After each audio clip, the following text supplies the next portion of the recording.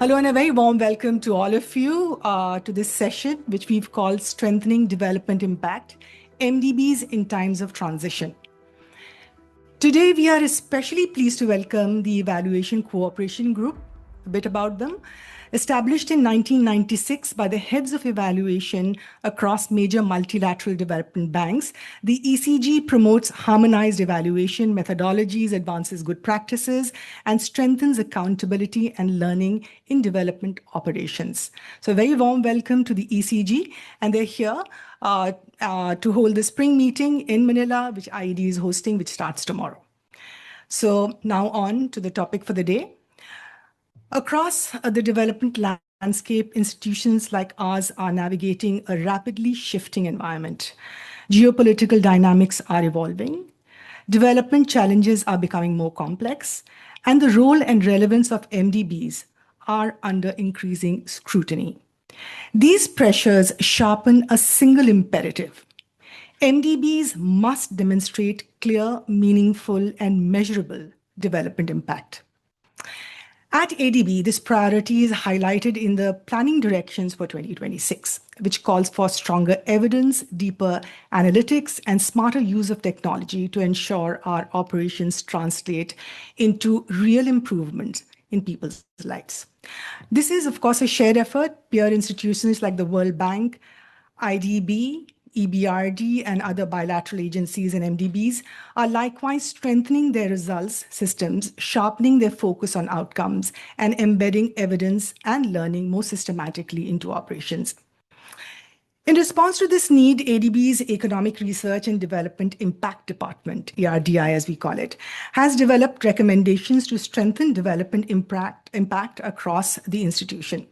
Recently endorsed by the President, the next step for ERDI is to reflect it in ADB's staff instructions and business processes.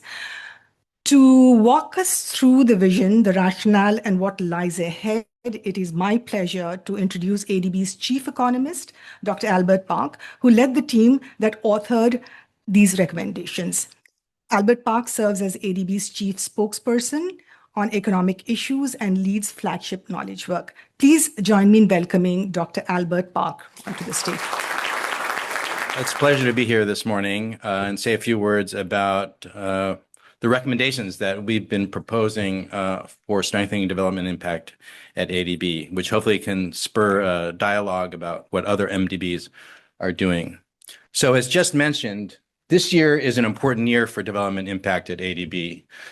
In the President's planning directions, it says very clearly that we will leverage data, analytics, and emerging technologies, including big data and AI, to deliver strategic, adaptive, and impactful interventions.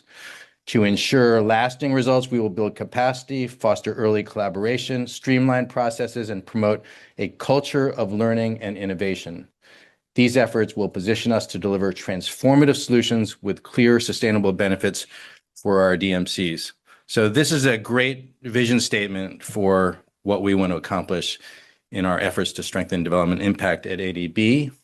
It's been a journey for our department, which was under the new operational model, which is now ancient history, I guess.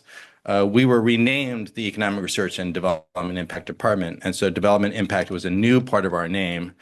And in the paper that outlined the reforms occurring in ADB, it said, ERDI will support ADB's corporate efforts to increase the development impact of ADB projects, including by establishing appropriate methods to help select, design, adjust, and assess projects. By way of motivation, there has been a concern, and is a concern, I think, in ADB, that as we, especially as we scale up lending, that we need to balance that by focus attention on not sacrificing quality for quantity. And so we really need to improve on both at the same time. And there are some concerns about the IED evaluated project success rates in ADB not achieving the levels that we would like to see. For me, it's been a journey. I thought when I came to ADB as chief economist that I'd be mainly focusing on improving research outputs. And this, of course, is an agenda which really affects all of the things that we do at ADB to deliver actual investment projects and TA projects. So this is a motivational side on kind of the case for strengthening development impact at ADB. The blue bars are the IAD validated project success rates. And you can see there's been a declining trend. And to me, even more alarmingly is that if you look at the project completion report success rates, in the most recent years, they've actually ticked up. So the gap between the self-assessed and the validated rates, it's never been larger, over 30% last year, which suggests that we need to kind of converge on agreement about what we mean by success and the different criteria. Now, at the same time, we know that other development organizations are making efforts to be more evidence-based. I was at an event hosted by NORAD last November called the Global Evidence Commitment of Development Finance Institutions, committed to introducing more evidence-based in everything they do. And at that event, IDB and ADB, represented by me, kind of shared where we were in this development impact journey. And IDB is another organization which is on a parallel track to us, implementing a lot of aggressive kind of changes to how they do things to improve development effectiveness and impact. And I should say also, I think one reason why so many things are changing is the availability of new data and new AI and other methods to process data in a way that can really, I think, make it much more feasible to make our decision-making more evidence-based. And that's an area where we're really focusing on in our department as well, is to bring those tools, and let's not to try to increase work burdens, but let's be smarter about how we do development. Okay, so our recommendations cover, upstream, midstream, and downstream areas of the project cycle, diagnostics, project design, and evaluation. And I want to, in the rest of my time, just walk you through some of the main contents of these recommendations. And this is also a broader schematic where at the diagnostic level, one of our focuses is to have stronger upstream diagnostics. So country, national level diagnostics, we're going to try to regularize and provide guidelines for kind of smart, efficient, streamlined country growth diagnostics, as well as now a national private sector diagnostic, which is also part of ADB's new private sector strategy. In addition to those country-level diagnostics, we want to support sector offices to also develop guidelines for more consistent diagnostic work at the sector level in countries. And of course, some diagnostics could be at regional level or at sector level, depending on the needs of the diagnostic. And the demand for those diagnostics really need to come from the country management teams, especially cross-sectoral diagnostics that are important from the country's perspective, but may not be diagnostics suggested by any individual sector office. Now, at the project design stage, hopefully improvement in upstream diagnostics will inform better country partnership strategies and therefore inform already the types of projects that we put into the pipeline that will be more impactful. But once we get to designing a specific project, we also want to strengthen how we think about the planning and rationale for the project. And the focus is really on two main areas. One is the theory of change as the critical kind of way to think through the project logic, the problem that we're trying to address, all of the logical assumptions about why this is the intervention that will make a difference and overcome the constraints that are creating that problem, and why this is a better way to solve that problem than other options that may be available. And that's a type of part of the project process appraisal that discussion needs to happen very early on at the pre-concept stage. And it's really important that that's the time we also need to try to draw on existing evidence, whether from our own past ADB project experience or from the global impact evaluation literature that can help inform our assessment of the theory of change for this project. The second thing that we're emphasizing quite strongly is having a more detailed outcome monitoring and evaluation plan that is clearly connected to the theory of change, that the outcomes we're measuring are the ones that we think are going to create development impact. And then once we identify those measurements, that we have a clear plan for how we're going to collect the data to measure. What will the source be? If existing sources are not sufficient, will we have another plan to collect data? If we're going to do that, what is that plan? What's the budget? Just walking through a set of questions about making sure we do a good job measuring the important outcomes for this project. The crucial ones, of course, that all project teams pay attention to are the DMF outcomes, the design monitoring, which are the required outcome measurements for the project. But we also might identify additional outcomes that are really important for confirming whether the theory of change is correct or not.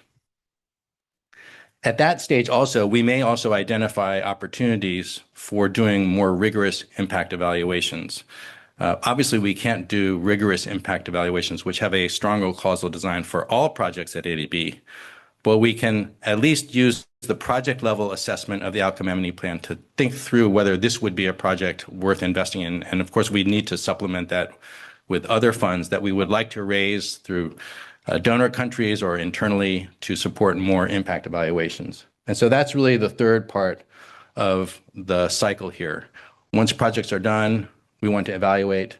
Actually, part of the evaluation can even occur during the project. So we have this type of activity called nimble evaluations, which are been pioneered really by World Bank DIME, where we do a trial and adopt approach to implementation features of a project early on in the project to inform how the project is designed as it scales up.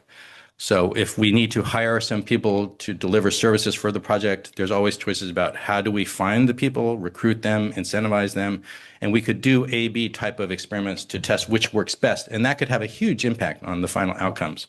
Or if we're trying to encourage community participation in a project, there are many ways to do that, from just meetings to focusing on peers or key leaders in the organization.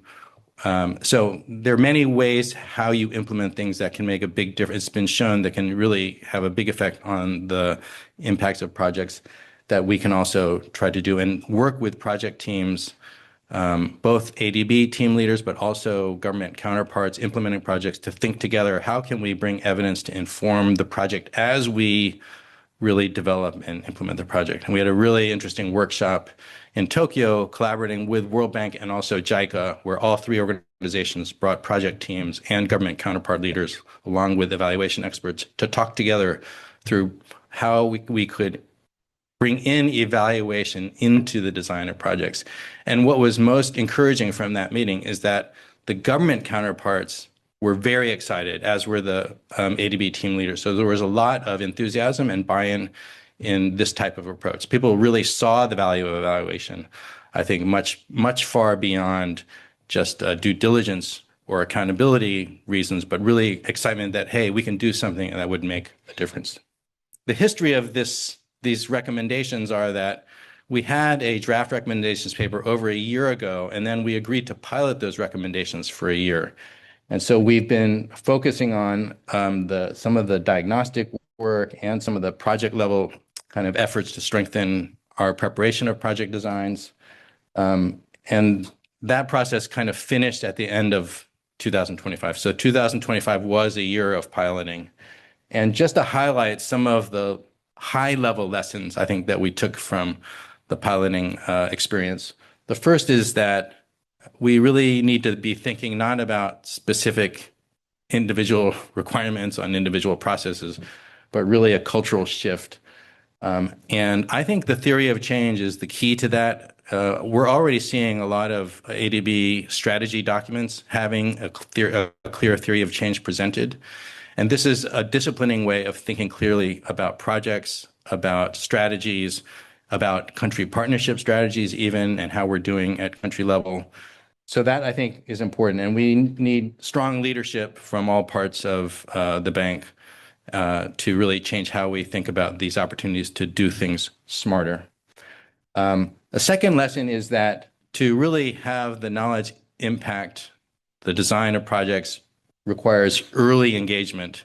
Because as we know, once a project gets past a certain stage, it becomes very hard to stop just because so much time has been invested or expectations have developed with governments, et cetera. And so that will be an important part of our recommendations.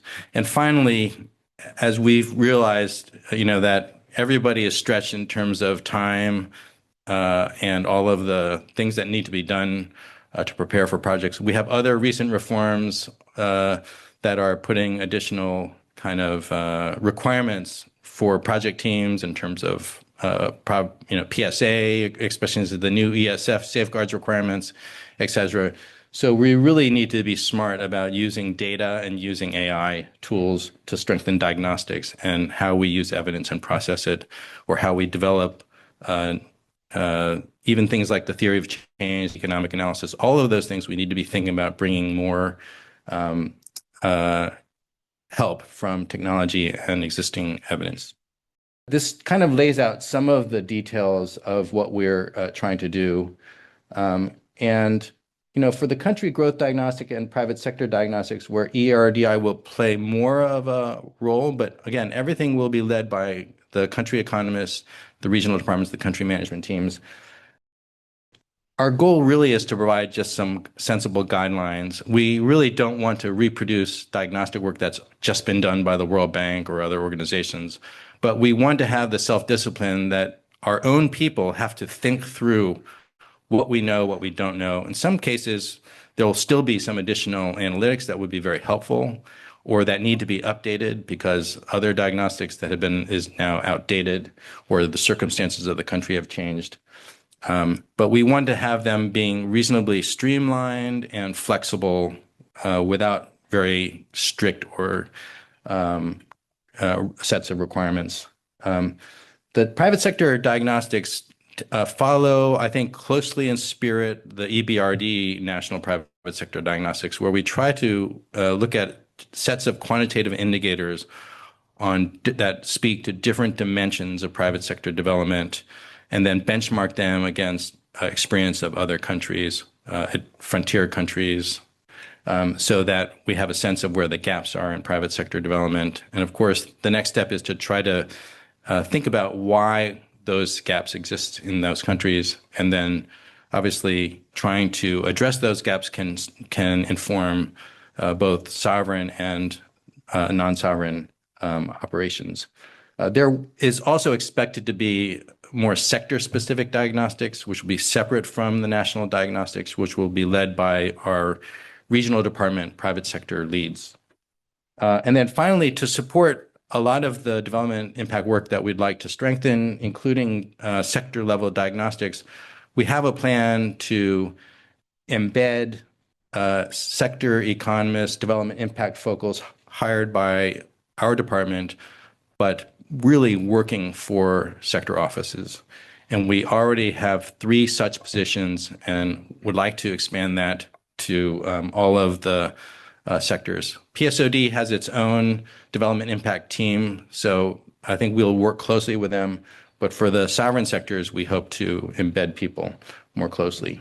And the needs of different sectors varies in terms of how much they feel they need to strengthen diagnostics, how much they feel they need to strengthen project level, kind of the theory of change or outcome and measurement. And so these will not be cookie cutter positions. They will try to support the goals and needs of the sector offices. So I've talked a bit about this. One thing that we would like to do in this second session, we were asked to develop some criteria for ex-ante assessment of development impact at project level. And what we've decided to do in this respect is kind of defer to the existing classification systems that already exist in ADB for poverty and social, gender equality, climate change, and private sector development. But then the new ones that we want to add are assessments that assess the quality of the development impact analysis in terms of the theory of change and the outcome M&E plan. And one thing we've been talking with Manny about is, and he's expressed interest in, is the possibility of following practice of the World Bank, I think, making the quality of M&E actually part of the evaluation criteria for how IED validates project success. And that would be strongly supportive of the requirements that we're trying to instill in strengthening our outcome M&E plans. And we expect there to be development impact focals on all ADB project teams, either consultants that we work with, or in some cases, people from sector offices or from our department for a subset of the projects. So let me just stop here and thank you for your attention today, this morning. Thank you, Albert. And the team has just informed me that there are about 200 plus people online. As you can see, it's houseful. So that clearly indicates a deep interest in this topic. As you can see, we have a stellar group of panelists sitting in front of me. But just to get more perspectives in on the development impact topic, we spoke to a couple of our senior managers at ADB just to get various perspectives, like the private sector perspective, the small island development states perspective. So let's just play this video and then we'll come to the panel discussion soon.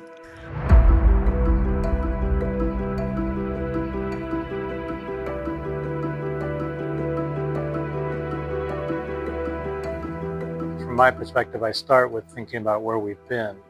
And for ADB, alongside the other multilateral development banks, we've been in this period of growth, growth in financing. There were some key decisions taken across the institutions 5 years ago or so around better leveraging our balance sheets so that we can increase headroom and better meet a higher scale of financing and really responding to demand for that. That's been very successful. But as I look to the future and really thinking about transformational shifts, it really is about going from scale of financing to scale of impact, and really thinking about that as a shift in mindset and really a shift to some degree in the way that we do things. So we're no longer measuring growth for growth's sake, but really thinking about where is the transformational impact that we can achieve.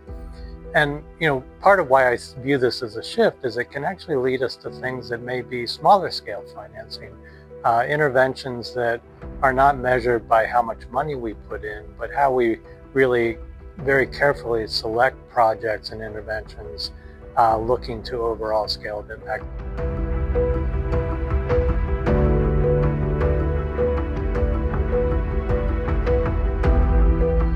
MDBs operate in markets that are moving faster than ever. And if we want to consistently deliver high-impact private sector operations, we need to adapt. The first shift is clarity of focus. MDBs add the most value in frontier markets, in emerging sectors, and in first-of-its-kind transactions where private capital is still hesitant. That's where our involvement is genuinely catalytic. The second shift is how we work. We can't rely on our own balance sheets. We need to be deliberate market builders, using guarantees, risk-sharing tools, and blended finance to bring in much larger volumes of private capital. This also means deeper partnerships with all stakeholders, because sustainable impact happens when local financial ecosystems strengthen and capital markets deepen. The third shift is becoming more agile. Many high-impact opportunities require quick action, but MDB processes are sometimes slower than expected.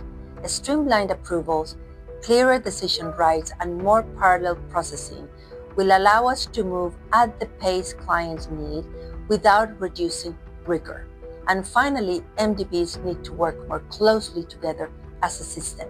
When we pool our strengths, whether on due diligence, co-financing, or sector strategies, we can deliver solutions at the scale today's development challenges demand, including mutual reliance based on clear theories of change, sector-specific outcomes, and strong ESG integration, ensuring our transactions are designed for measurable results.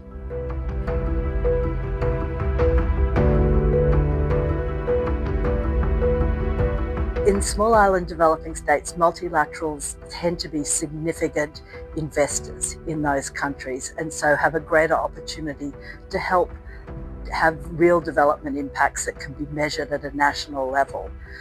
What's important is to avoid a small scattergun approach. There's many things that need to be done, but by focusing on critical areas and bringing together modalities and even bringing together multilaterals and other partners, we can engage quite comprehensively at a policy level, an investment level, bringing on board the knowledge that's needed, providing the technical assistance and hand-holding that might be needed to really have a measurable impact on the country. Right, so I think the stage is now set for the panel discussion. Let me first invite onto the stage Veronique Salz-Lozak. We are honored to welcome her. She's Chief Evaluator of the European Bank of Reconstruction and Development, where she leads the evaluation function. And as many of you will recall, she previously served as ADB's Deputy Director General at IED. She says she feels like she's back home. Welcome home. Next, I'd like to call Christine Engstrom, ADB's Director General for Sectors Department 3. She leads ADB's operations in finance, human and social development, and public sector governance, bringing nearly 4 decades of experience across financial sector development and capital markets. Welcome, Christine. And then we have Newell Roberts. He's the AED, which is the alternate executive director to ADB board. He represents the Cook Islands and several constituencies and has recently participated in major policy and financing agreements on their behalf. Welcome, AED Roberts. Safdar Parvez, our next speaker. He's a Deputy Director General of ADB's Strategy, Policy and Partnership Department. He brings extensive experience in strategy reforms, country programming, and policy development across multiple regions. Before this, he was the Country Director of China. Safdar, warm welcome. And last but not the least, I'd like to call Albert Park to resume his position on the stage. And finally, to guide the conversation, we are joined by Manny Jimenez, Director General of ADB's Independent Evaluation Department. So now, Manny, the stage is all yours. We have a very distinguished panel bringing very different perspectives from ADB operations, as well as our ADB board, and the international perspective from the evaluation community. I also have with us here the members of the ECG, and I know that they will have a lot to say about some of the issues that Albert mentioned. So the way we're going to work this is that we're going to have a panel discussion for about 25 minutes or so, in which we'll have a conversation about some of the things that are motivated by Albert's speech. And then what we'd like is to really, for this to be a conversation with all of you in the audience. And we'll have, I think, quite a bit of time for that. So with that, maybe I'll first turn to Safdar, if I may, put you on the spot. Albert talked about the needs for us to incorporate development impact, not just the way we're doing things, but the way we're thinking about things. And also, and he mentioned, in fact, the words cultural shift. So your department is in charge of corporate strategies, policies, and provides guidance that we're all supposed to follow on a day-to-day basis. So from your point of view, as you look into trying to operationalize the concepts about theories of change, country-level requirements, what are some of the things that we're trying to do to make this happen? Thank you very much, Manny. And I just like to say, first of all, that this agenda on development impact is owned at the highest levels of our bank. I co-chair with Albert our working group and committee on development impact in the bank. And so it's very much a joint initiative that we hope gets more and more recognition and ownership across the bank. Let me just focus on 3 challenges that I see in terms of moving forward, because I don't want to repeat what Albert made, the points he made already in his excellent presentation. But how do we move further on this, given that recommendations have been approved? And so how do we roll this out in the bank? And I think this is where we actually also need to learn from the collective wisdom of the other MDBs and this evaluation cooperation group that is represented here. I think the first challenge really is the institutionalization of this agenda and to creating greater ownership of this across the bank. This is easier said than done. And I think, yes, business processes, policies where my department has a role, we will be working with Albert's team to try to facilitate that process, to try to ingrain these practices, enshrine them in our formal business practices. So there is a certain degree of urgency around rolling them out. But I think a challenge in that respect also is that we don't really want this development impact to be merely a supply-driven agenda driven by ADB.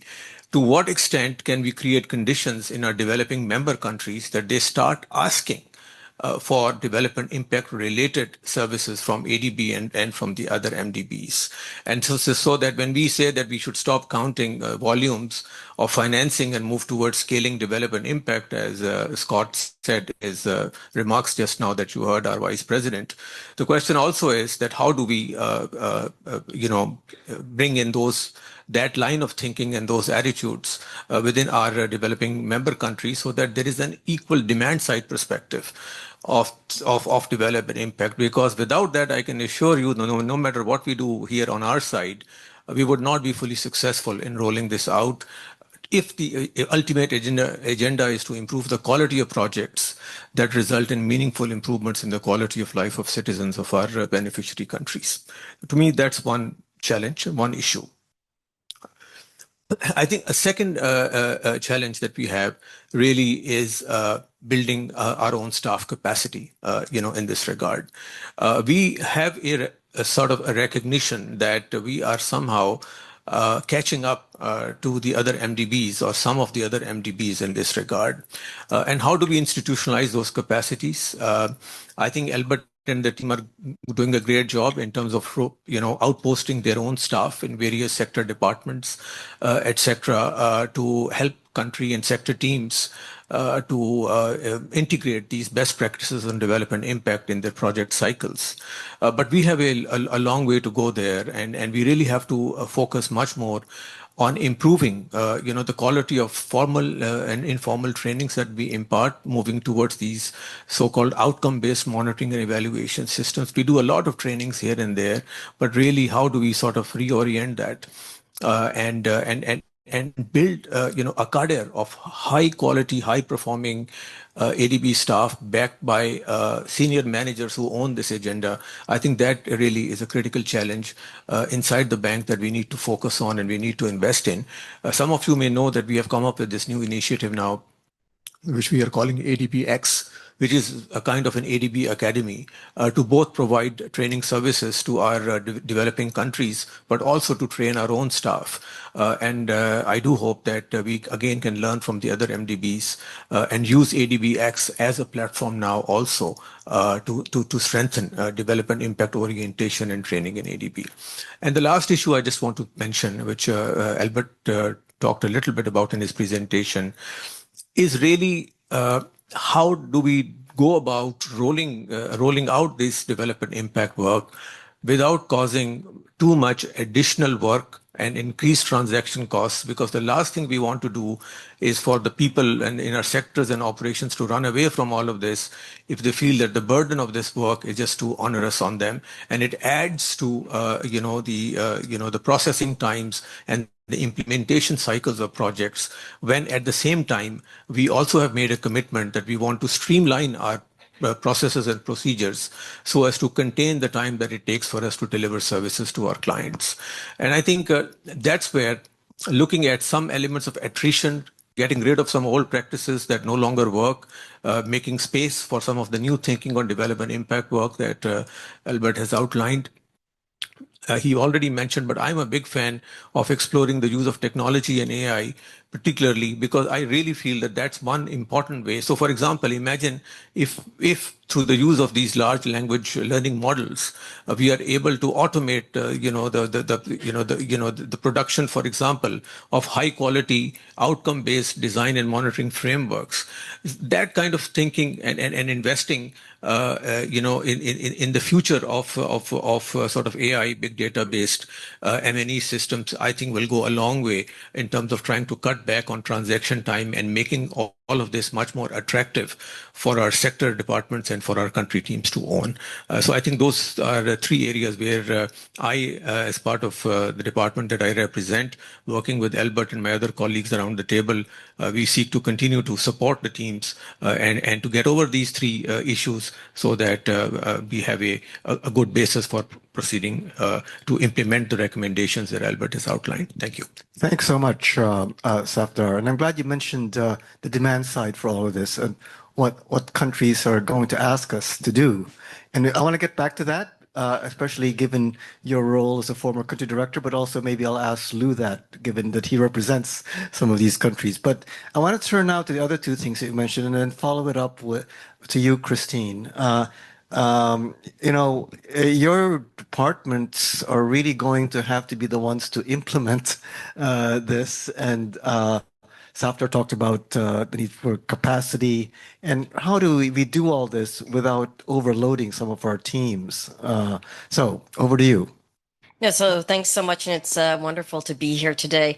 So I actually, in preparation for this, I went to the source to our project team leads, a couple of them, to get their feedback on this and to really, hear from the field, what are the challenges. So I thought I'd just share a few of those perspectives and then maybe some ideas on what we can do. So, as VP Scott was mentioning in the video, most of the MDB banks, we've been, on the trajectory of high growth. We have more capital. So that, has resulted in a very volume-driven approach for us where the targets are quite clear, that we need to really, be hitting these and growing our overall number of projects and the volume that we're moving over there. So what staff are telling me then is what that results in them is that they're feeling like they're transaction processors managing the pipeline rather than actually development strategists and specialists that are looking at how do you really drive sector transformation. So it's really talking about the shift here that we're in the midst of, all of us, in terms of moving that culture, right?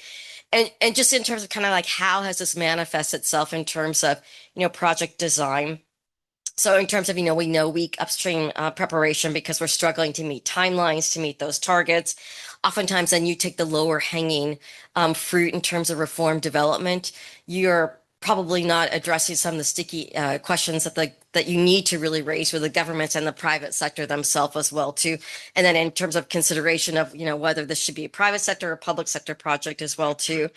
And I also think just in terms of some of the statistics that Albert has shown as well too is weaker implementation as well too, because essentially once you process a project, you get it signed, then implementation tends to be a little bit more scattered as well too, and there's reasons why on that one.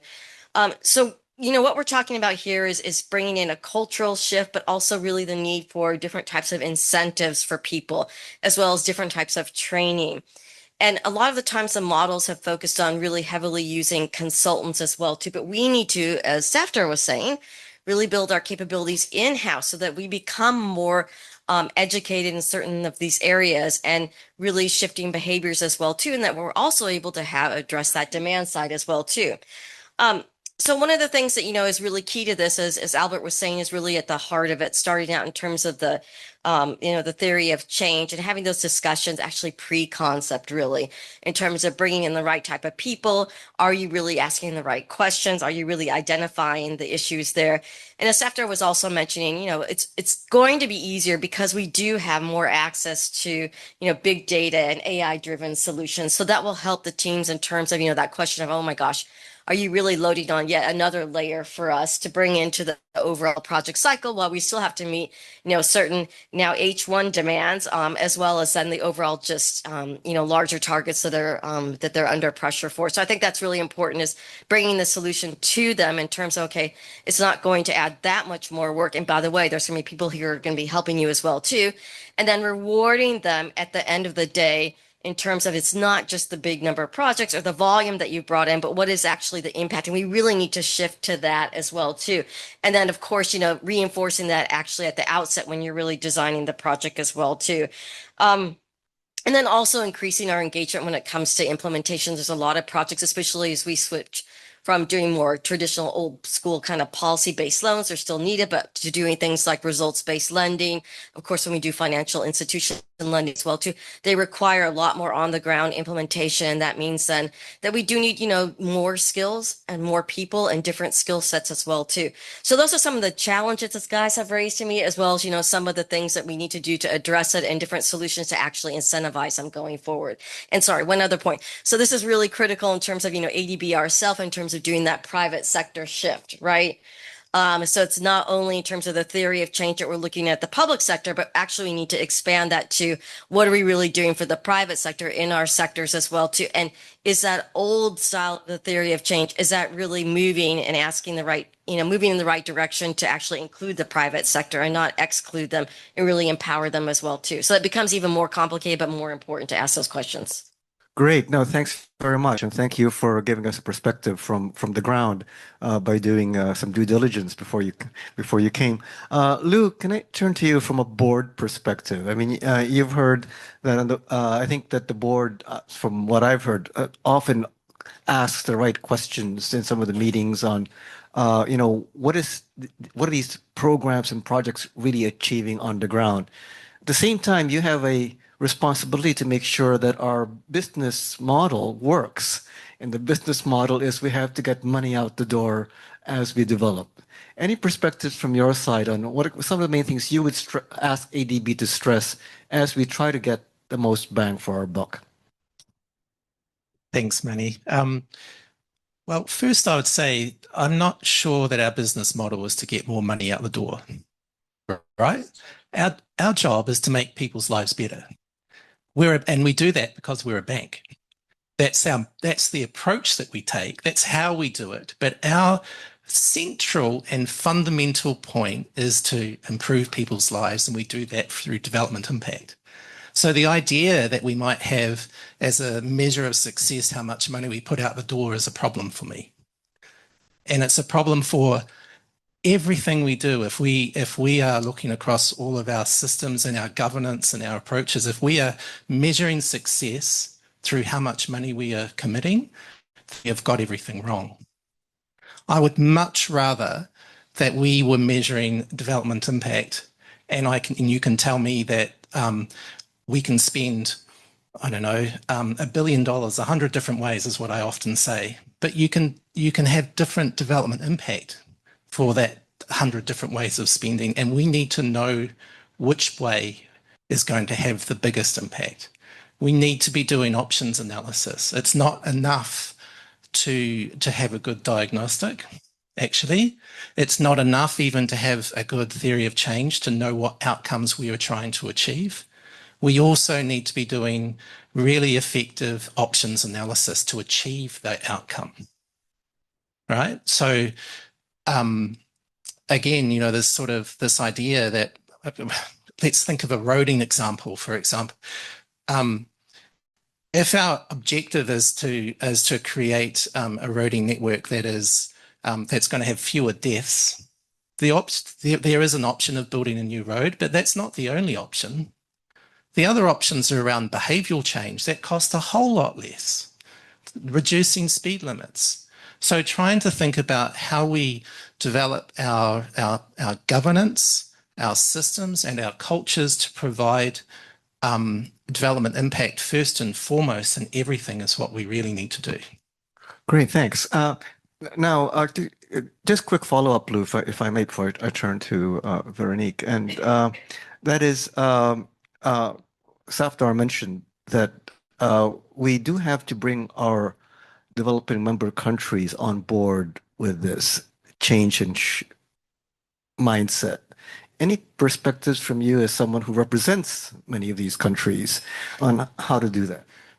I always be careful about, this guy from New Zealand representing, saying something about my Pacific, particularly my Pacific constituents, but kia ora, te alofa, bula, let's see if I can try a little bit.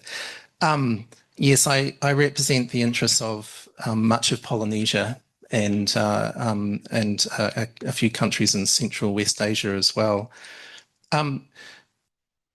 Let me start with the Minister of Finance from Armenia, who was very fond of telling me that he prefers results-based lending over any other form of lending. And the reason why is because he has assurance that the outcomes that he's trying to achieve can be measured and is delivered through a results-based lending modality. So it's not that we need to, that's often, I think, not the fact that we need to shift the mindset of our developing member countries. They're already there. So that would be my first point. The second point is that it's about the conversations that we have. So we could have a conversation with our Minister of Finance folk about Project A or Project B, or we could have a conversation about what outcomes that you're trying to achieve, and therefore what kind of options we can go away and think about, or that we can bring to the table. It's quite interesting. I read something once that we are all of us, we all think in the way that we were, and in the time period that we were educated. So we've always got to remember that we're probably out of date with a whole lot of the way that we think about technology or options that are available at the time. That's the reason why being a knowledge bank is so important, and to acknowledge that we don't know everything, and we have to bring back that options development back to the people who are most current with that information. So that's what we give, that's what we add to those conversations with our developing member countries. Great, thanks very much. Veronique, if I might turn to you for the evaluator's perspective, especially those of us who work on the ex post side of evaluation. Albert mentioned a lot of things we're trying to do ex ante to make sure that the theories of change are well prepared, we have a good M&E plan. What are some of the things from your long experience as an evaluator here in Asia as well, as we were reminded, that we can do to make sure that we're part of this process? Well, thank you very much for insisting on the long experience. Well, first I would like to say that it's really nice to be back, and definitely I see it's very familiar. I see a lot of familiar faces, but I also see a big transformation in ADB. And just by listening to all of you, I am really thrilled to see how you are talking about impact, how you are talking about theory of change. I remember less than 10 years ago when we had trainings to board members, management, and staff about what a theory of change is. So now it's completely part of the vocabulary of the bank, and that's really great to hear. So yeah, in EBRD, we also struggle, as in a lot of institutions, to develop this culture of learning. And independent evaluation has been talking about it for a long time. And we've been working on the supply chain. I mean, the supply of evidence. When we talk about a culture of learning or a culture of evidence, it's about making sure that the evidence that we bring from independent evaluation, but I would say also from self-evaluation, are embedded in the design of the new project, in the new strategy, and that they are really used for decision-making. And that's what we are still struggling for. And I've identify a few key points, actually, of how we could hope to institutionalize a bit better. But some will be resonating with what has already been said. But before that, I would like to say that in independent evaluation department, that's true across IFIs, and it's certainly true in EBRD, the independent evaluation department. We've been working a lot on making evidence stronger. The vision in IEVD, in EBRD, in our independent evaluation department, is to say that we want to make evaluation useful and used. Useful, it's really our job. It's to make sure that they are of high quality, that they are credible, that they're evidence-based, that they come in a timely space also. But being used is something very different. It's not just supply, it's also the demand, as you were also mentioning earlier. It's the demand from the countries, and it's the demand from the institution itself. And there are many reasons why the takeaway are not taken on board, and it's not, I would say, it's not so much that the quality of our findings or that the lessons are not good. It's mainly that it's very difficult for the institution to embed them. So it's very much a structural, institutional level issue. So 5 key points, and I will just mention them since I'm sure we don't have time. The first one, incentives beat evidence every time. And that means that we still reward, as you were saying, and we still reward volume, speed, approvals, disbursements, far more consistently than we reward results and impact. It's just a fact. And it's not easy to find a way to change that, but until we decide to change the incentive, it's going to be very difficult to have everyone focus on the impact.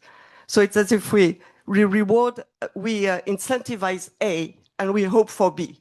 We incentivize volume and we hope for results and impact. It's really, of course it's working, we are having results, but it's not working well enough.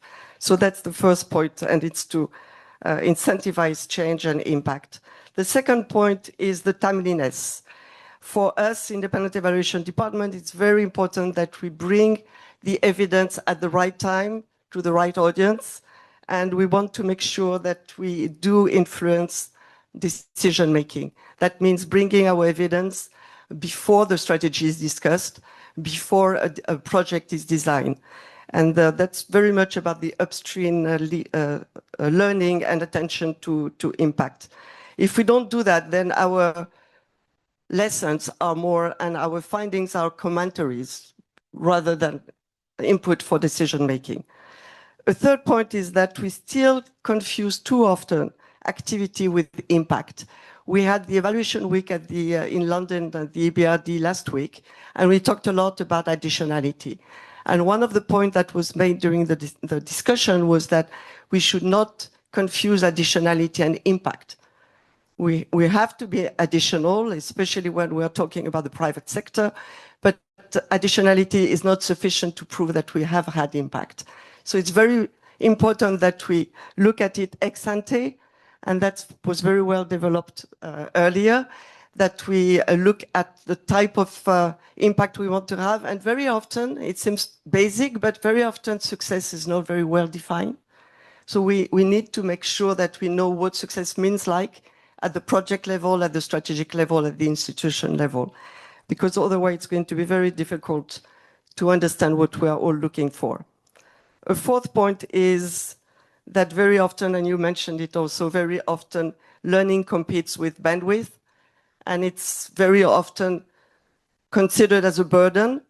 So until we provide our colleagues with enough time to reflect, to think, to reflect on lessons, to draw these lessons, it's going to be very difficult to be an institution that learns from experience.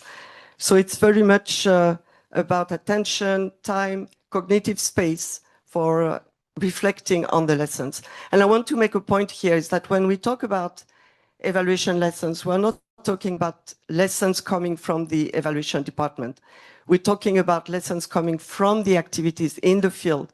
So it's the experience of everyone in the field, the countries and the institution alike. And we have the luxury of the time, we have the luxury of being able to look for evidence in independent departments. So we are extracting these lessons, but it's not our lessons, it's lessons of the whole institution. And of course, we are lucky to have artificial intelligence these days to make these lessons more available, easily extracted. And we should take the advantage of this, of EVA in ADB, of Lessons Bot in EBRD, to make sure that these lessons can be extracted and inputted or imported in the design of the project in a more systematic way so that it will take less time. And I would finish with my last point, is to say that lessons exist. They are now of quality, they are easily accessible, but what is still weak is the learning loop. So we have to actually be more better. We are really good at producing lessons. We should be better at institutionalizing them. Thank you so much. A great summary of those 5 points that were raised. And I'm going to warn the audience. I'm going to ask Albert for some of his reflections on the comments that have been made so far. But right after that, rather than having a continued conversation, we have about half hour left. I'm going to be asking you for your comments and questions. Just be prepared. But Albert, over to you. You've heard a lot about things, but also a lot about the need to build capacity, and your department really oversees the needs and identified where some of the gaps are that we have. But you're not a huge department either. So what are the things that we can do to make sure that we're all in this learning loop together? Thanks. First of all, I want to recognize Softar because he has been a strong partner in crime in all of the development impact work, especially since we've been going through the. Get to your fellow criminal in a minute. Yes, right. No, and it's been really important because I've always said, this is not an ERDI initiative. This is it has to be owned by the entire bank for it to be successful. So, and I was very gratified that at our last consultation with heads of department before seeking kind of the approval of the president, that there was really strong support now across departments that this is important, and let's figure out how to implement in a way that's going to be effective. And so I think for me, it's very exciting at the opportunities to do that, and we'll be really focused on that this year. Capacity building is key. I think the ADBX we're already talking to them about including some of the concepts, and we're developing plans for training and capacity building. There's also discussion now happening with other MDBs about capacity building for government counterpart agencies on monitoring and evaluation skills. There are a number of challenges there as well. And I really appreciate Safdar's comments about thinking about the demand from our clients. And I wanted to relate a couple of examples from our piloting experience, I think, which also highlighted the potential for really thinking about working with clients more closely on evaluation and evidence and what it can mean for better work.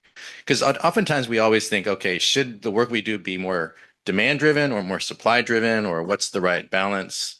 We don't want to do everything the country asks us to do, without any critical thinking. At the same time, we don't want to be telling them this is what you have to do. So what is the right balance? And I think in some of the experience that we've had at project level suggests that it doesn't have to be either or. It actually can be, there can be a lot of energy and new ideas that come from the interaction of supply and demand. We had some of our research staff work directly with a lot of the directors in the Department of Education, and we started talking about the theory of change and about how we could do evaluation.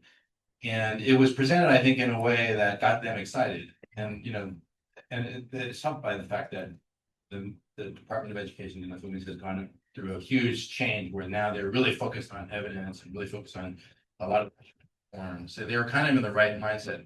But what happened in this workshop was that eventually we were showing them the theory of change and putting together a diagram for it, and they got excited about it. They wanted, after the session, they wanted to do it themselves and keep doing it. And so we handed over the tools, and they were playing around with themselves. And I think it helped them think about it in a way that was more systematic. And they also started proposing lots of different impact evaluation opportunities to learn. I mean, probably too many for us to really implement. And so eventually, of course, it'll come back to a more plan.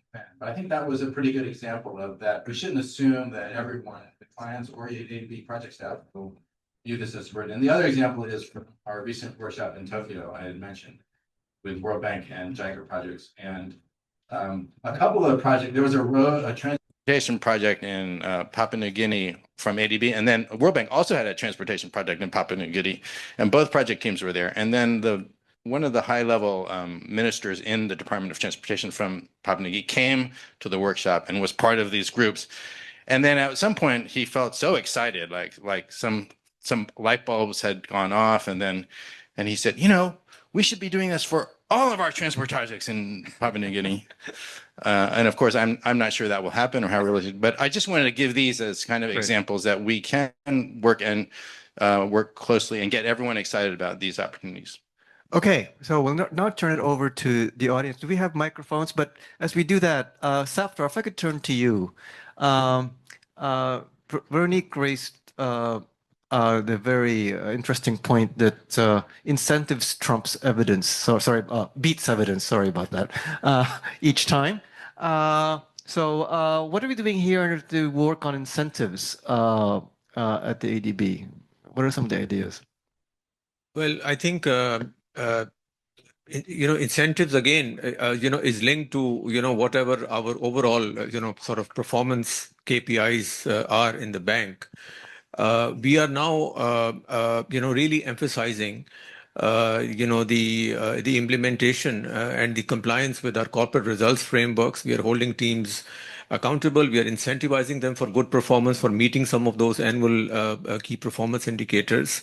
I think, and I want to go back to the point, Manny, about having informed managers, who are fully behind this concept, because we can mandate and we can dictate from our departments and so on that this should be recognized and that should be recognized. But I think once this whole idea takes hold and managers start seeing the value of recognizing good projects with sound development impact, ex ante analysis, etc. I think a lot of that recognition can be built into our systems and will become mainstream in that way. So I'm quite hopeful of that. Thank you. Thanks. So quickly, Christine. Yes, sorry, and that's a really important in terms of the incentives, but it actually has to then circle back to then actually resourcing, right? Because that's where it bites, essentially, is when you're not doing the volume or the number of projects and maybe shifting over to more impactful, projects that take a little bit more time to structure, maybe not, then you still need to be able to get the resources that you need to continue the work and in fact expand. So it has to be a full circle realization that you won't get penalized if your volume drops or the number of projects drops as well too. Great. No, thanks. So we'd love to have further conversation, but right now I want to make sure I want to give time to our audience. So there are a couple of mics, so please just raise your hand and introduce yourself, question or point, but very quickly, and we'll take a round, and then we'll come back to the panel. So I need this to recognize people. So can I have another? So Sabine first, and please, and Todor and Karen. Indrid. So I knew it would be my ECG colleagues who would come first. So Sabine, Todor. So we'll take these four and then we'll do another round. Thank you. Thank you very much for a very, very stimulating and interesting discussion. I'm Sabine Burnaby. I'm Vice President at the World Bank and Director General of Evaluation at IEG. I wanted to pick up on a couple of points. I know we don't have much time, but I had a question for Albert. And then I wanted to pick up on two other points. So the first question for Albert is that you talked a lot about theories of change, monitoring and evaluation, impact evaluation at the project level. And I think that's wonderful and very encouraging. Have you thought, are you also doing this at the country level or at the systems level? Are you developing theories of change for ADB's country strategies at the country level, monitoring that at the systems level? Because a lot of our evaluations, IEG's evaluations in the last 20 years, actually show that one of the main constraints to achieving outcomes, and this comes to Lou's point about, what are you interested in achieving, is precisely the project by project approach. And actually coming to, you gave the example of primary education. Our recent evaluation on the learning crisis showed that, we still have 90% of kids under the age of 10 who can't read and understand a basic text after being involved in this for the last 50 years, supporting primary education for at least 50 years. Why? Because the project by project approach, building schools, training teachers, et cetera, does not guarantee improved learning outcomes. And so we need to be thinking at the systems level, theories of change at the systems level, monitoring impact at the systems level. That was long. I'll be really short on the other 2 points. The second point I wanted to make is about AI. We're talking a lot about AI, about, the benefits of AI and monitoring and so on. I think it's fantastic. We really need to harness it, but we need to remember it's garbage in, garbage out. And we need to be very careful about curating the data. And, you talked also about efficiency initiatives. streamlining. Our institutions are moving very quickly to develop these new AI applications, but unless we curate the data, unless we understand what's going in, whatever AI is spitting out, it will be meaningless, and so I think this is very, very important that we keep this in mind. And the third point about incentives, coming back to Salvdar's point, and about using institutional KPIs, you might know the World Bank has a new corporate scorecard that is focused on outcomes, and it's a massive effort in the institution to really focus on outcomes. We're doing an evaluation at the moment. It's early days, but we are finding that it hasn't changed incentives yet, and the incentives are still focused on volumes. So while the scorecard is trying to measure outcomes, it's working as a communications tool, the incentives are still very volume based. And this is partly because performance is still based on, performance appraisal is still very much based on disbursements and so on. Sorry for being so long. No problem. Thank you. Over to you. Thank you. Thank you for the very interesting presentations and discussions so far. My name is Todor Dimitrov. I'm the Director of Independent Evaluation of the Black Sea Trade and Development Bank.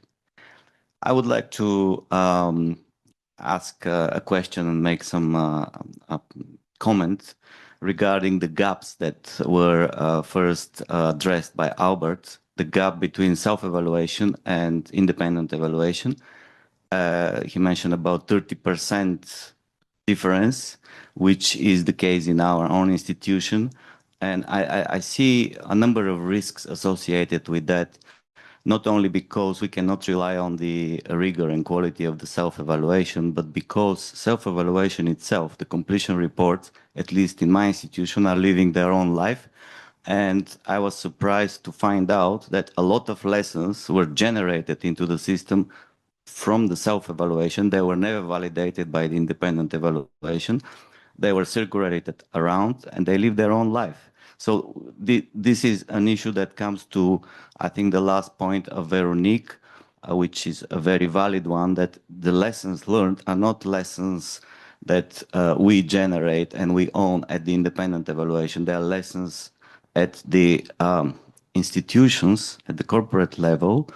But here the point is that using AI recently, we found out a lot of lessons exist in the system. They were never learned. They were only registered in different reports.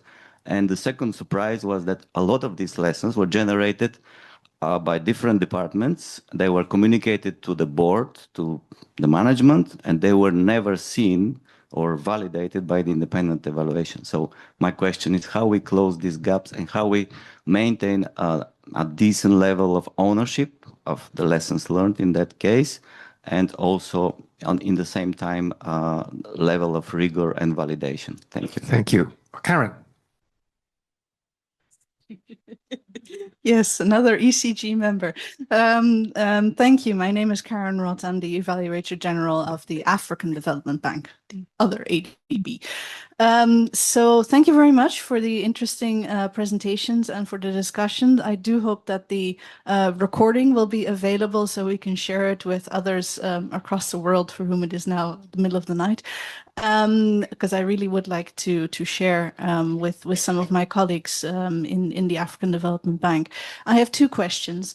One, in this shift from a focus on volume to a focus on development impact, which seems to be quite broadly carried among both the management and the borrowing countries of the Asian Development Bank, does the issue of net positive flows ever come up? Is there this thinking that developing countries who are facing funding challenges, some of whom are facing issues with debt sustainability, should not be paying back more to MDBs than they receive from them? I'm just wondering whether that discussion comes up in the Asian Bank. And secondly, picking up on Sabine's point on incentives, how do you build results indicators into individual performance evaluations? Because results, of course, take time to manifest. And by the time the results of a project that a person or a team has prepared and has managed actually manifest themselves, these people may have moved on to different positions, may even have left the bank. So how do you reward them for the actual results achieved? Do you then not wind up, let's say, estimating the expected results of a project, which may or may not come true? So how do you really incentivize results through individual performance evaluations? Thank you. Great, thanks. Indra, then we'll turn it back to the panel. Good morning, everyone, and thank you for the excellent panel and very thought-provoking comments. My name is Indra Naidu. I'm the director of the Independent Office of Evaluation of IFAD based in Rome. I want to just pose one issue which the panel to reflect on. One, we seem to have an apparent convergence between self and independent evaluation, driven by what appears to be a conversation about how do we get joint development results. But that is also based on a notion that we have more information, including AI, which makes us more knowledgeable. But as Veronique has pointed out, there isn't really a correlation between information and improvement. With what the evaluation officers continue to say is point out the same problems. And I think one of the things we need to reflect on is the independent self-evaluation issue. I don't think there should be a convergence. I think at some point the tension is needed. But there's a further factor. An incentive of self-evaluation is to present positive information largely to the donors. An incentive of the independent evaluation is to articulate the voice of the beneficiaries, which tends to be less positive.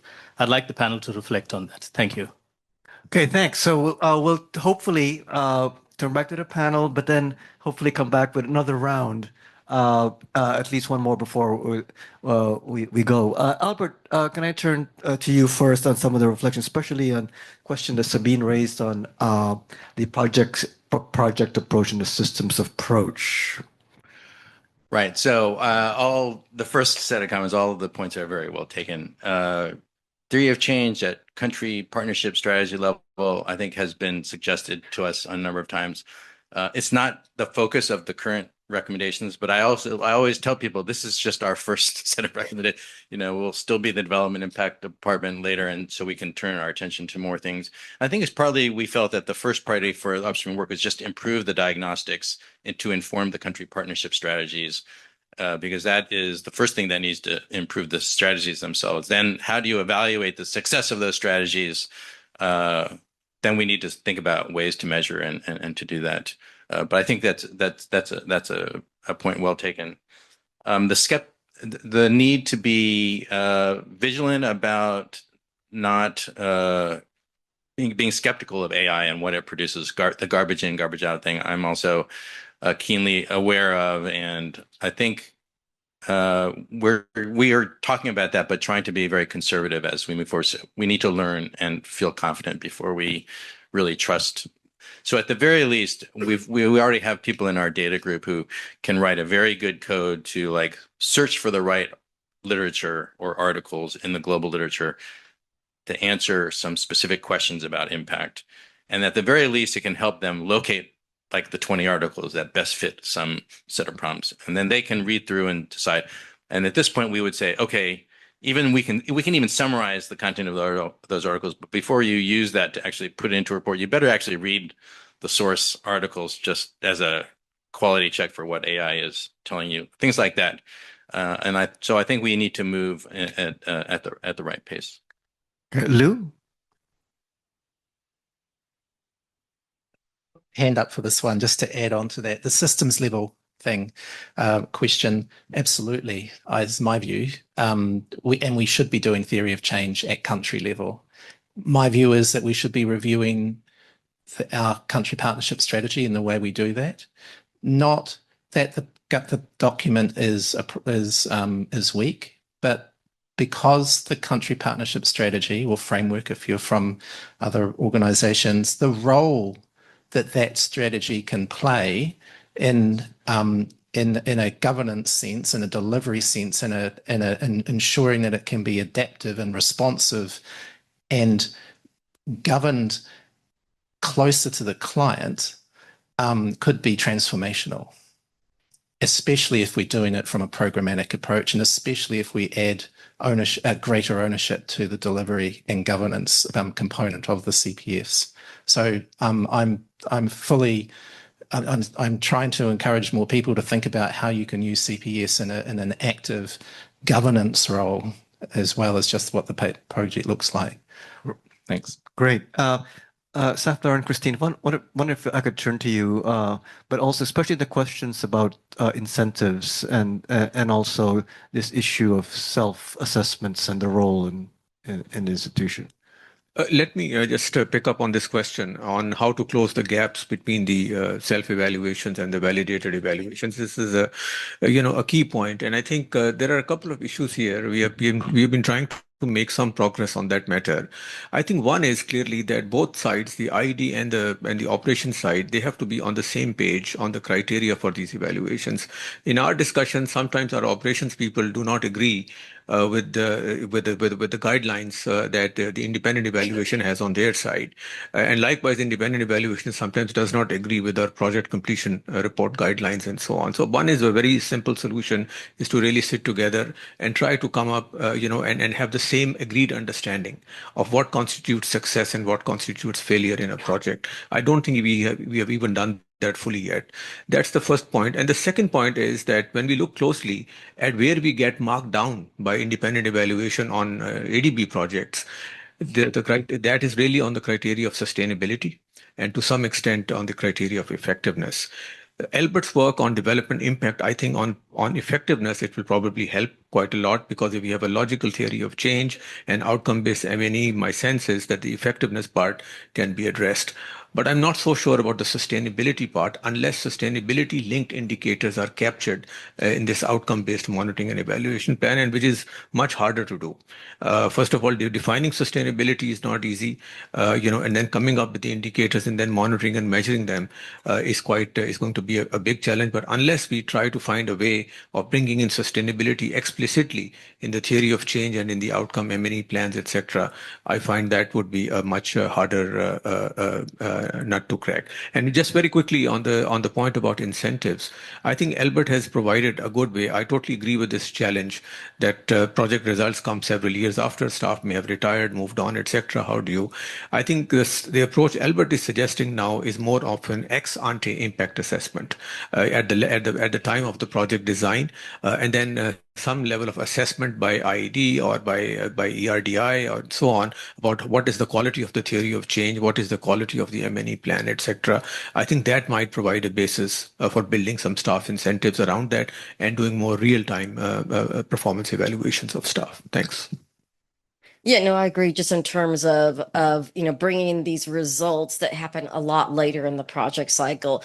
So maybe it's a matter of, okay, so we know that the results, one project didn't go well. Well, there's a person that's coming up and then doing a new project. Did they incorporate those results? Did we really come up with the strongest design? Is that then going to be reflected in terms of their thought process and their evolution in creating stronger projects that are more strategic? Is that then reflected in the KPIs and then their performance review or not? So that's how you would have to loop it in. It's not being done enough, but certainly I know that people are starting to make that move, but we need to do it more consistently and coherently across the bank. Thanks. Veronique. Thank you. Maybe what I'd like to do is to reflect on the fact that learning should be considered as a dynamic process. So it's not something you do at the end, but it should be from the beginning to the implementation to ex post. So in that sense, also self-evaluation should be also a very agile activity that is not just also at the end of the project, but that's across the life of the project. And the theory of change, I remember when I was at the Asia Foundation before ADB, where we worked on the flexible theory of change, which is a bit of a nonsense in a way, because you fix your objective and then what? You decide to change. But it was about policy dialogue, and it was very important to keep this flexibility because you don't necessarily know everything you need to know at the beginning. And in times of crisis, we see that all the time these days is that circumstances change. So it's very important that, of course, we have a clear theory of change ex ante, but that we have the capacity to change it if it needs to be changed. And maybe that's what needs to be incentivized. It's not at the end waiting to see whether the project had impact, but it's to see whether there was sufficient concentration, prioritization of impact at the beginning, during the implementation, and ex post. So it's the intention in a way. Thank you. So we will have time for a couple more questions, then we'll go back. So, Jose. Thank you. Thank you. Congratulations to ADB for organizing this great event. Online questions. And strategic for us. Jose Deras from the Central American Bank for Economic Integration, CABE. I just would like to ask you a very quick question. In CABE, for example, we get great value from the theory of change, working with the project since the beginning, especially the administration and the self-evaluation unit, and also having this permanent feedback from the Independent Evaluation Office during the process of implementation, the monitoring, the PMRs, and the completion, etc. And I identified that the convergence we have with the BOD, with the self-evaluation from the independent evaluation offices, has a lot to do with, as you mentioned, you to have a right theory of change, the indicators linked to the scorecards, the institutional frameworks to move forward, the system approach, country level, project level, and that convergence has to do with standards, best practices. When we have the best practices at the table, we can create a common language in which we can build governance. So my specific question is, how do you identify a permanent feedback between the technical work, given the standards, the best practices, the permanent feedback with governance, and the other way around, to keep this balance in times of transitions, by the way? Thank you. Thanks. Yes. Was there? Yeah. Would you take questions from the online audience as well? Yes. Well, one Yes. more here, and then we'll be on the audience online. Ambra. Yes, thank you. Thank you. I'll be quick. I'm Ravenia, evaluation specialist in IED here at the ADB. I think building on what was already mentioned on closing the loop between what happens in evaluation and then what happens at project design and implementation.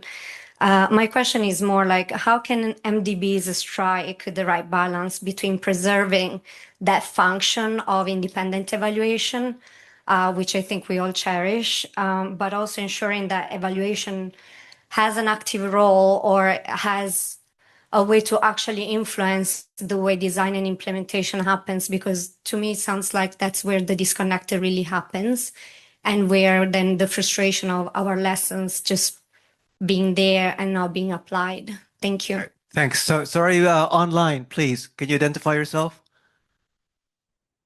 Yes, this is. Yes, thank you for the opportunity. This is Arif Mukhtar. I'm representing Federation of Pakistan Chambers of Commerce and Industry, and it was very much insightful session and discussion by all the panelists. One thing I would like to ask specifically, because we're running short of time, is that this lady Isabel Chatterton also talked about this aspect of private sector operations department related issues, that at times the private sector spent a lot of time working together with the public sector, working together with the MDBs or bilateral or multilateral banks or agencies.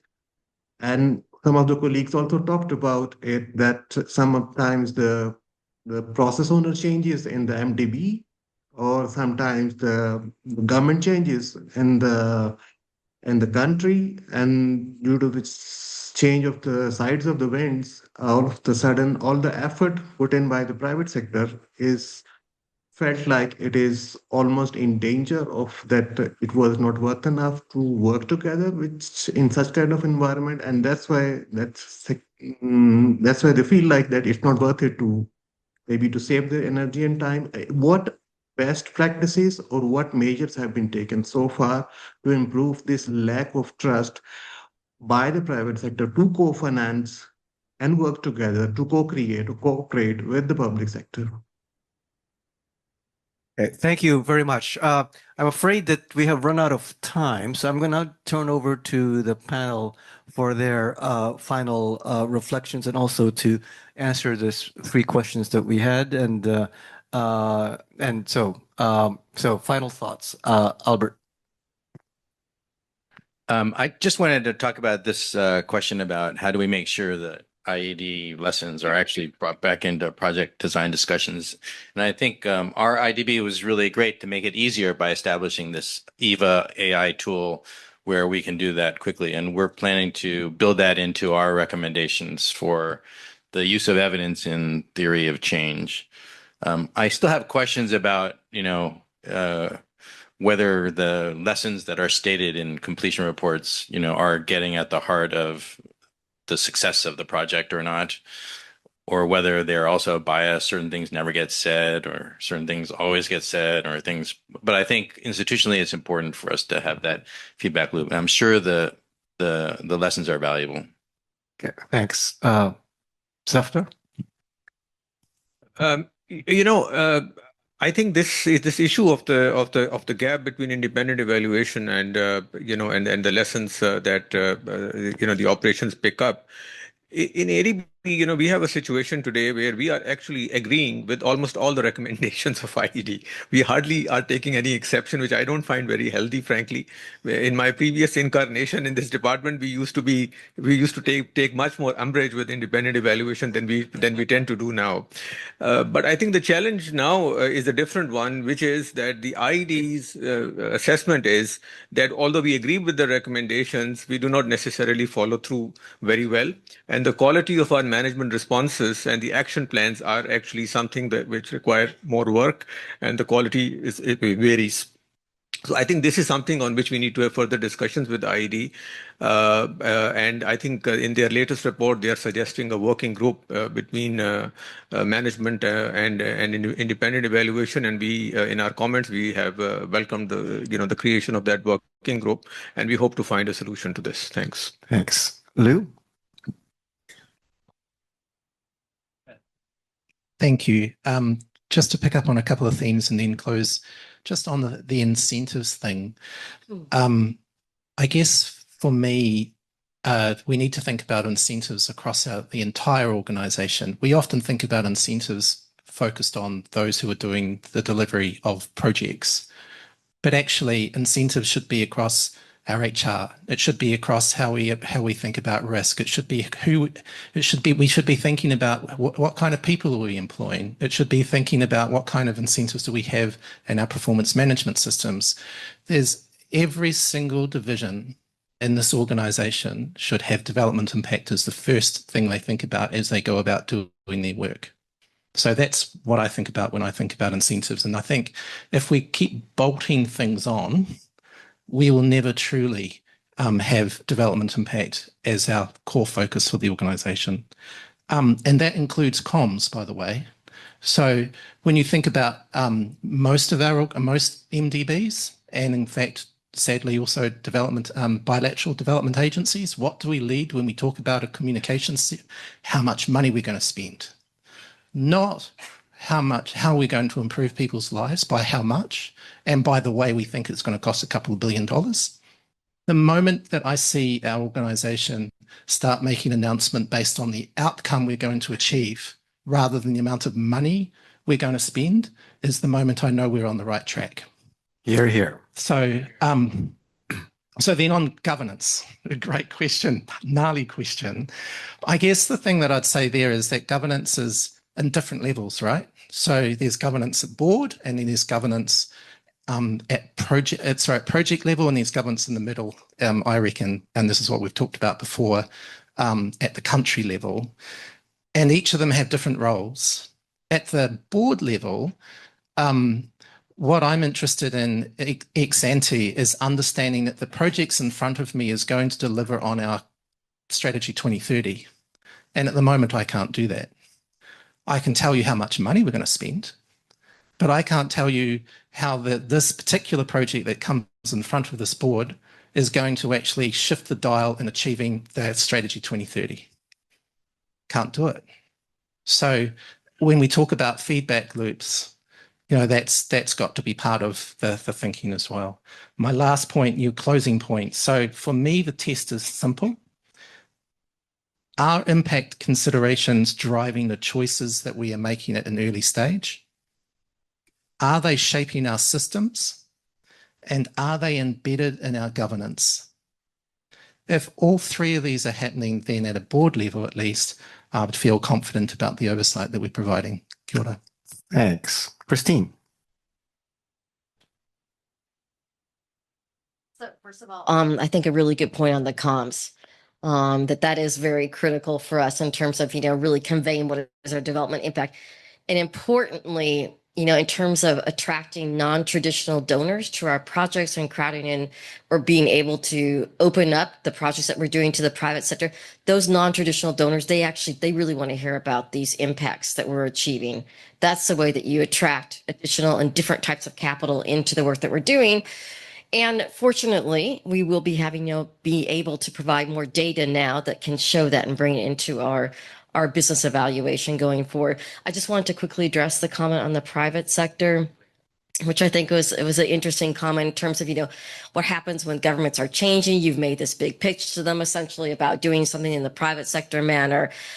Well, I mean, really in terms of, how do you make sure that your message stays? Actually, it's going back to what people have been talking about earlier. It's about, conveying to the government what is the theory of change, what do you really need to do, making that argument so sound and providing, and having people that have that capability to do that as well too, and to pitch to the government that despite the fact if someone changes positions and that your champion is gone, you still have that fundamental argument that's laid out in front of them as well too. So I think that's one way of really, addressing it and embedding it in the discussions that we have. But just kind of in terms of, final thoughts on my part, I think it's about, again, really coming from, the actual operations side. It's really those incentives across the whole band of ADB in the different areas.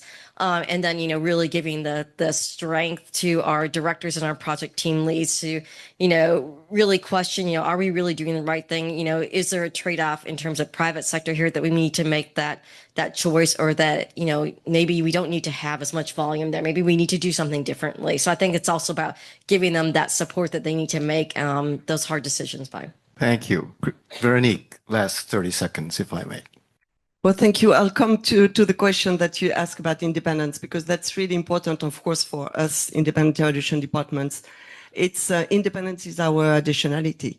That's what makes us credible. We're trying to be as objective as possible, and that was what makes our lessons, analysis, recommendations more important. So it's really important that we don't compromise that. When you include lessons at the design stage, the lessons are based on evidence. So I don't see any conflict of interest there. Conflict of interest would be if we start intervening and explaining how to design the project.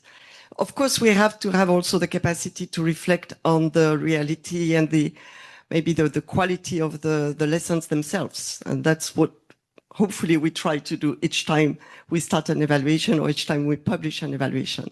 So it's about making sure that we are rigorous in what we do. But I think having some tensions, you were saying, it's also healthy. And that's, again, something that independent evaluation only can do. We should be able to tell the story as it is. And if there are some areas that are not as positive, we should be able to say it. And I'm firmly convinced that saying also what doesn't work so well or what has not worked so well is not undermining the credibility of the institution. I've seen again and again how it's reinforcing it.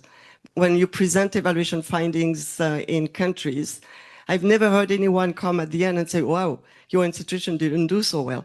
But rather, wow, you are really serious about reflecting on how you are working. And each time it creates more credibility to the institution than otherwise. One point also, just for artificial intelligence, I fully agree that it's a huge tool that we have to use, but we should use it as an enhancer of human intelligence. Unfortunately, it's also used for enhancer of human unintelligence or bad aspects. But I think we have ways of using it the right way. And I will just finish by what all of this means is that what we want to do in evaluation when we push for an evaluation, a culture of evaluation, it's to put evidence, not our work at the center of decision making, but evidence at the center of decision making for greater impact, hopefully. Thank you. Unfortunately, we've run out of time. In fact, we're a little bit over time. Sorry about that. But frankly, it's tough to be these days, but I'm heartened by this conversation, but optimistically, the fact that we're able to have this open conversation about impact in a way that recognizes all the different parts of one institution, which I think probably mirrors a lot of your own institutions, from the operations to the country strategies to research, the board, and basically coming up with the same message that it's not all size does not necessarily matter. It helps, but it's impact that really counts. So with that, please join me in giving our great panel a round of applause, and all of you.